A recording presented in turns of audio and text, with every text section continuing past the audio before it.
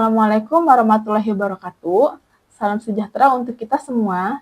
Saya Dewi Ningsi dengan NIDN 0412019402 merupakan salah satu dosen program studi manajemen S1 di Universitas Pamulang, Tangerang Selatan.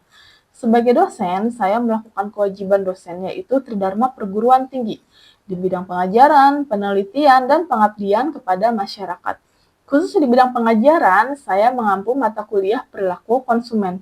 Mata kuliah perilaku konsumen ini merupakan mata kuliah wajib yang berada di program studi manajemen S1, khususnya pada konsentrasi digital marketing. Dengan bobot 2 SKS sebanyak 14 kali pertemuan. Pertemuan pertama membahas tentang analisis perilaku konsumen. Pertemuan kedua membahas tentang faktor yang mempengaruhi perilaku konsumen. Ketiga, faktor yang mempengaruhi keputusan pembelian. 4, faktor yang mempengaruhi keputusan pembelian bagian 2. Pertemuan kelima membahas tentang perubahan dan tantangan perusahaan. Keenam, keterlibatan konsumen. Ketujuh, persepsi konsumen. 8, motivasi konsumen. 9, sikap konsumen. 10, kepuasan konsumen. 11, kepercayaan konsumen. 12, komunikasi efektif dengan konsumen.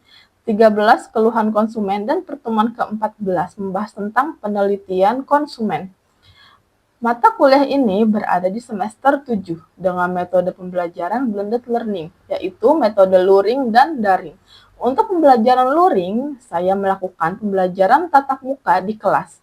Sementara untuk daring, saya melakukan pembelajaran melalui mentari.unpam.ac.id, website learning yang disediakan oleh Universitas Pamulang.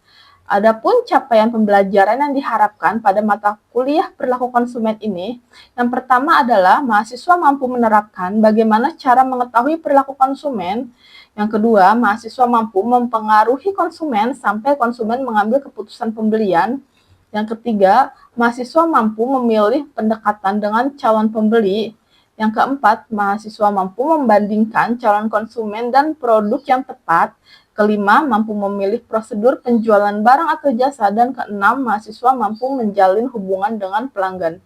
Dalam mata kuliah ini, saya menggunakan 3 aspek penilaian terhadap mahasiswa. Yang pertama, delivery, kedua, interaction, dan ketiga, assessment. Khusus di assessment, saya memiliki indikator penelitian yaitu kehadiran 10%, tugas 20%, UTS 30%, dan UAS 40%. Diharapkan penilaian ini bersifat objektif sehingga capaian pembelajaran mata kuliah ini dapat terpenuhi.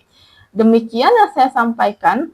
Berikut adalah cuplikan video mengajar saya pada mata kuliah perilaku konsumen.